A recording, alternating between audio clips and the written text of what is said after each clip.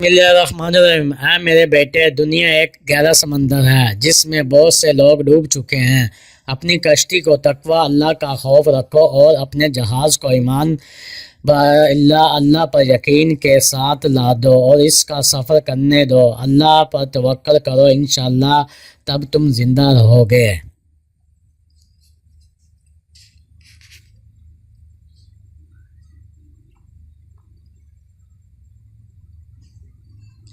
چار چیزیں علم کے طالب علموں کو شرمندہ کریں گی: لوگوں پر تنقید کرنا، اپنی تعریف کرنا، علم کی تعلیم نہ دینا اور جو وہ جانتے ہیں اس پر عمل نہ کرنا۔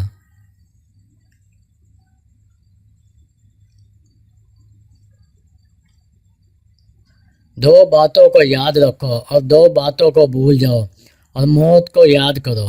جو بھلائی تم نے کسی دوسرے کے ساتھ کی ہو اور جو برائی تم سے کسی دوسرے نے کی ہو، اسے بھول جاؤ۔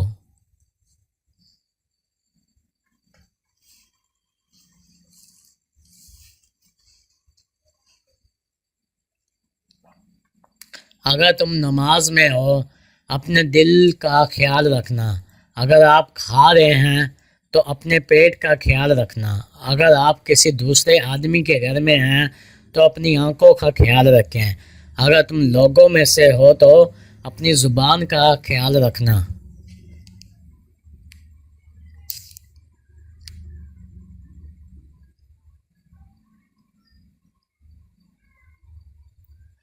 ہمارا حسن و جمال ان کپڑوں سے نہیں جو ہم زیب تن کرتے ہیں، بلکہ ہمارا اصل حسن و جمال علم و شرافت سے ہے۔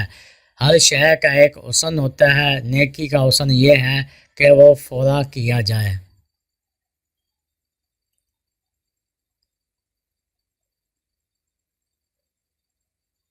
آنکھ حسن کا مرکز ہے۔ جو عورت حسن سے محروم ہے وہ نفس زندگی لے کر دنیا میں آئی ہے۔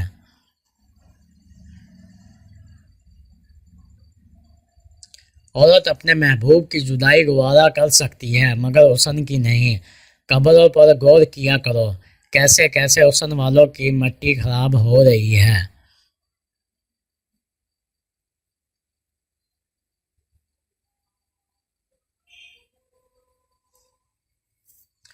عورت کے لیے یہ باور کر لینا بڑا ہی مشکل ہے کہ وہ حسن سے محروم ہے۔ حسن جہاں بھی ہو اس کی تعریف ہی کی جاتی ہے۔ حسین عورت آنکھ کے لیے جنت، دل کے لیے دوزخ اور جیب کے لیے ویرانی ہے۔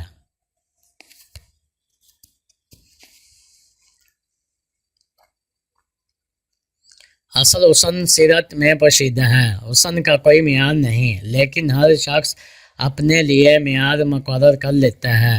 حسن ہاتھی کا نمائشی دانت ہے۔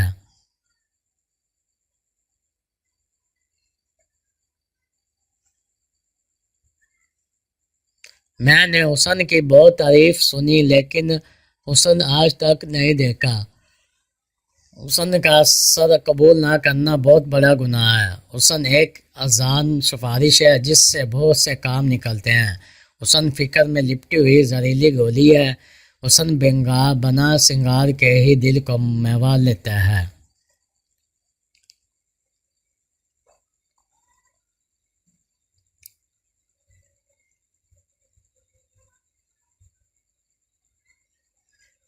کسی اچھی بات کو حقیر نہ جانو، اگرچہ وہ باش چہرے کے ساتھ اپنی بھائی کو ملتا ہو۔ ایک مسلمان دوسرے مسلمان کا بھائی ہے، نہ وہ اس پر کم کرتا ہے اور نہ اس کا ساتھ چھوڑتا ہے اور نہ ہی اس سے جھوٹ بولتا ہے اور نہ اسے حقیر جانتا ہو۔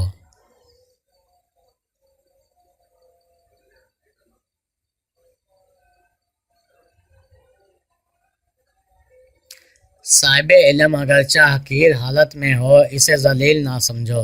بیوقوف اگرچہ بڑے رتبے پر ہو تو اسے بڑا مت خیال کرو۔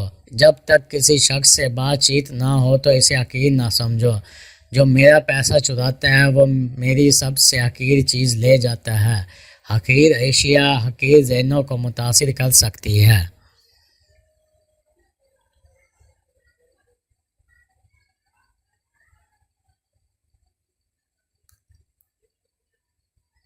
حکیم لقمان کی عورتوں کو 5 نصیحتیں۔ نمبر 1، اگر تم چاہتی ہو تمہاری زندگی اچھی گزرے تو ہمیشہ صدقہ دینا رہنا۔ نمبر 2، اگر تم چاہتی ہو تمہاری اولاد نیک ہو تو خاوند سے ہمیشہ رزق حلال کا تقاضا کرنا۔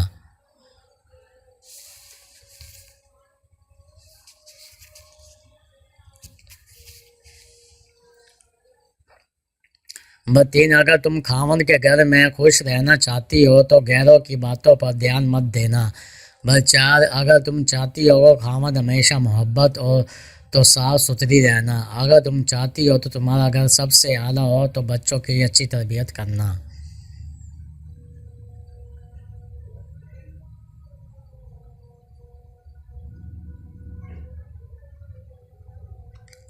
اگر تمہارے پاس دولت ہے تو تم امیر ہو، اگر تمہارے پاس علم نہیں تو تم حقیر ہو۔ دشمن کو بھی حقیر و بے چارہ مت سمجھو۔ دوسروں کو حقیر سمجھنا بے حد آسان ہے، مگر خود کو حقیر سمجھنا بے حد مشکل ہے۔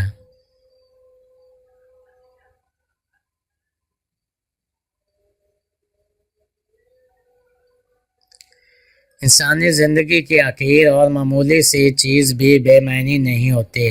جو شخص لوگوں سے بکثرت ملتا ہے وہ ان کی نظروں میں حقیر ہو جاتا ہے۔ کسی کو مفلسی کی وجہ سے حقیر مت جانو۔ انسان ایک حقیری چونٹی نہیں بنا سکتا مگر بیسیوں خدا بنا لیتا ہے۔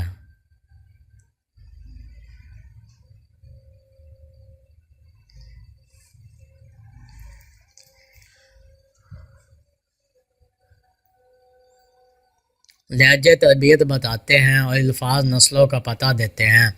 کتنا سکون ملتا ہے جب دوسرے آپ کی برائی کر رہے ہوتے ہیں مگر آپ کے ارد گرد کے لوگ وہ سب سننے کے بعد بھی نہیں بدلتے، پھر بھی اتنی ہی عزت کرتے ہیں جتنی پہلے کرتے تھے۔ اور یوں پتہ چلتا ہے کہ عزت والوں کو ہی عزت کرنا آتی ہے اور بدتمیز ہمیشہ بدتمیز ہی رہا کرتا ہے۔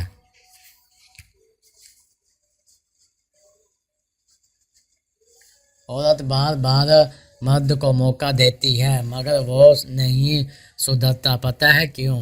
جو مرد عورت کو بار بار دھوپ میں لا کر کھڑا کر دے وہ مرد کبھی بھی اس کا سایہ نہیں بن سکتا۔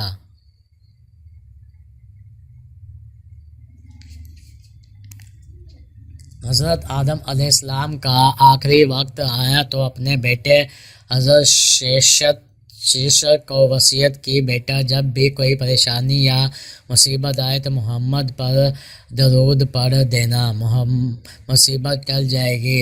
شیشت حیران ہوئے پوچھا، ابا جان، ابو البشیر تو آپ ہیں، یہ محمد کون ہے؟